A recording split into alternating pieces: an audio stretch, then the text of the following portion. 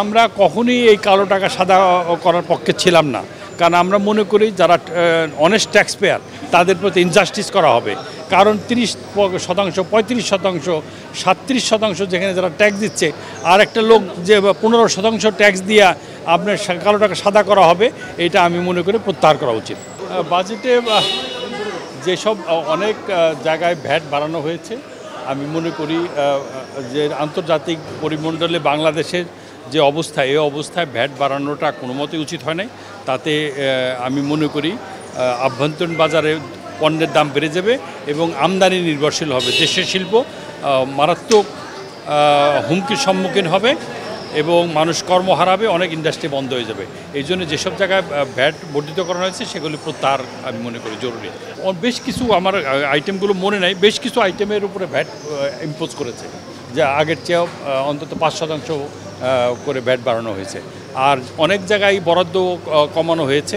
তা আমি মনে করি এই স্বাস্থ্য খাতে বরাদ্দটা খুবই জরুরি, শিক্ষা ক্ষেত্রে বরাদ্দ অন্যান্য জায়গায়, এবং যেসব জায়গায় ডেভেলপমেন্টে বা এডিপি যেসব জায়গায় 80% কাজ শেষ হয়েছে, সেই সব 20% যেন এডিপি রাখা যেতে পারে।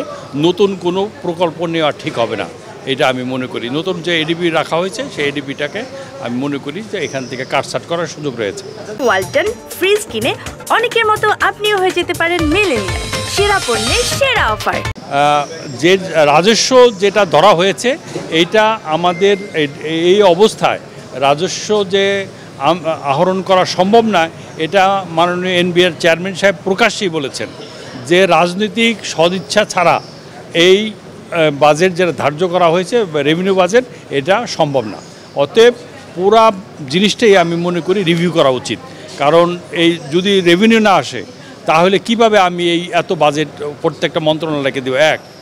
2 নম্বর হচ্ছে, আমরা দীর্ঘদিন বলছি যে এনপিআরকে ডিজিটালাইজড করুক, আধুনিকরণ করা হোক, কিন্তু সেই ব্যাপারে কোনো রকম জনবল দেওয়ার ব্যাপারে কোনো কিছু বলা হয় নাই। এটা জায়গাটা আমি মনে করি হবে না। এই অবস্থা মুদ্রাস্ফীতি কমবে, কারণ আমদানি তো অলরেডি কমে গেছে। ইন্টারেস্ট রেট 14% হয়ে গেছে, কোনো কোনো জায়গায় 14% বেশি হয়ে গেছে। মানুষের ক্রয় ক্ষমতা তো নাই। তো যখনই মানুষের সরবরাহ তো কমে যাবে, ক্রয় ক্ষমতা কমে যাবে, তা মূল্যস্ফীতি অটোমেটিকলি কমবে।